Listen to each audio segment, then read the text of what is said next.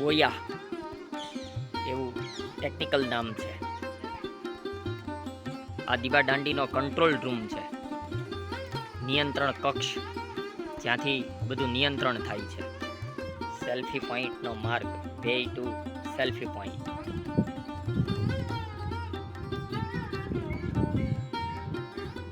આ છે ગોપનાથની દીવા.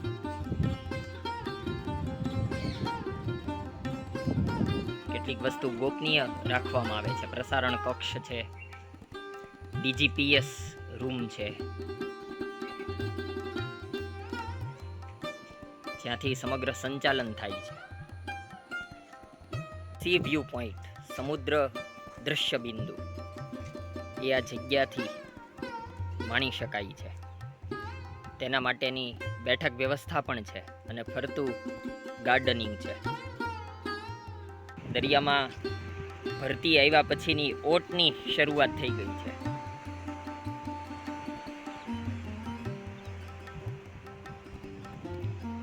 નીચે ઉતરીને અહીંથી દરિયા કિનારે કિનારે ચાલીને ઊંચા કોટડા જવાની પણ એક મજા છે. પ્રવાસીઓ મુલાકાતે આવતા રહે છે.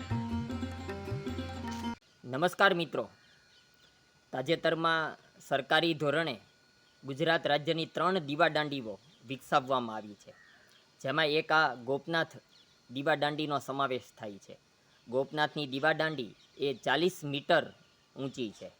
ઉપરાંત ગુજરાતની અન્ય જે દીવા દાંડીઓનો વિકાસ કરવામાં આવ્યો તેમાં દ્વારકાનો સમાવેશ થાય છે. દ્વારકાની દીવા દાંડી 43 મીટર ઊંચી છે. ઉપરાંત વેરાવળની દીવા દાંડી પણ વિકસિત છે અને તેની ઊંચાઈ 30 મીટર છે. આ દીવા દાંડીનું પરિસર નયનરમ્ય બનાવવામાં આવ્યું છે. કેવો વિકાસ થયો છે, કેવી કેવી સુવિધાઓ વધી છે, પ્રવાસન સ્થળ કઈ રીતે બની શકે તેના માટે જે પ્રયાસો થયા છે તે આપણે જોઈ રહ્યા છીએ. આપણે આશા રાખીએ કે એક સુંદર પ્રવાસન સ્થળ બને, કારણ કે જો તેની દેખરેખ ન રાખવામાં આવે તો એ વિકાસ રૂંધાઈ પણ જતો હોય છે અને બધો ખર્ચ થાય એ નુકસાન થતું હોય છે. પરંતુ આપણને આશા છે કે આ એક નયનરમ્ય ગોપનાથ આવનારા પ્રવાસીઓ માટે એક સુંદર સ્થળ બનશે. ગોપનાથ દીવા દાંડીનો વિકાસ કરવામાં આવ્યો છે. આ જગ્યાને પર્યટન સ્થળ તરીકે બનાવવા માટે ખર્ચ કરવામાં આવ્યો છે અને ડેવલપમેન્ટ ચાલી રહ્યું છે. આ તેની ટિકિટ બારી છે અને અહીંથી પ્રવેશ થાય છે.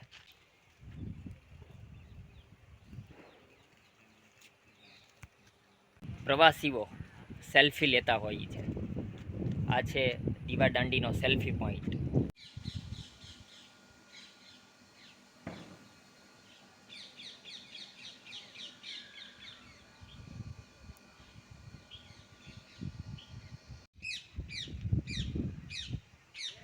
લાઇટ હાઉસનો આપણા ઘણા સાહિત્યમાં પણ ઉલ્લેખ છે.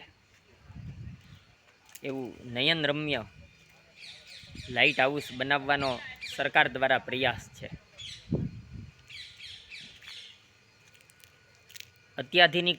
અત્યાધુનિક સ્વરૂપ આપવામાં આવ્યું છે.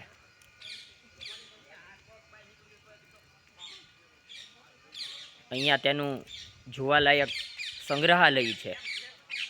મ્યુઝિયમમાં જૂના જમાનાના શિપથી માંડીને આ દીવા દાંડી કઈ રીતે કાર્ય કરે છે તેની બધી વિગતો મોડેલ સાથે મૂકવામાં આવેલી છે. આઝાદી કા અમૃત મહોત્સવ અંતર્ગત ગોપનાથની દીવા દાંડી વિકસાવવામાં આવી. ઉપરાંત દ્વારકામાં પણ દીવા દાંડીનો વિકાસ થયેલો છે. અંગ્રેજીમાં લાઇટ હાઉસ, હિન્દીમાં દીપ સ્તંભ, ફાઉન્ટેન એન્ડ એમ્ફી થિયેટર, ફુવારાનું અને એમ્ફી થિયેટરનું અહીંયા આયોજન છે.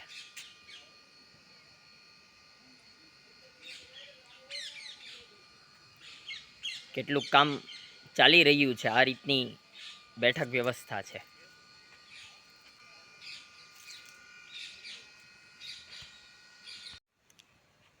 દીવા દાંડીમાં અલગ અલગ ટ્રેક છે. પરિસરમાં સુંદર ગાર્ડનિંગ છે. બાળકોને પણ મજા આવે એ રીતનું પ્લાનિંગ છે. ગાર્ડનિંગ સાથે બાળકોના હિંચકા, લસરપટ્ટીઓ એ બધું ગોઠવવામાં આવ્યું છે.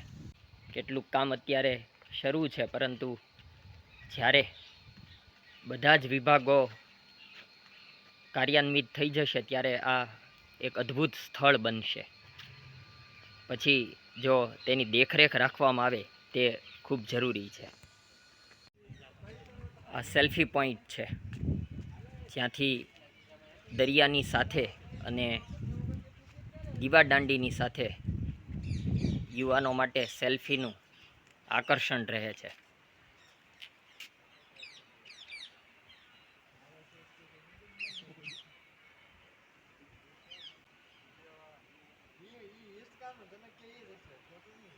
દરિયાને કિનારે વ્યૂ પોઈન્ટ માટે આ રીતે બાકડાઓ, બેઠક વ્યવસ્થા કરવામાં આવી છે.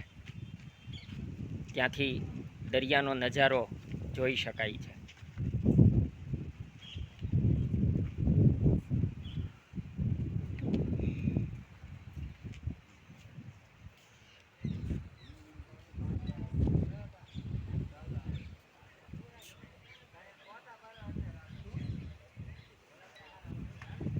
અહીંથી સોવેનીર શોપનો રસ્તો છે.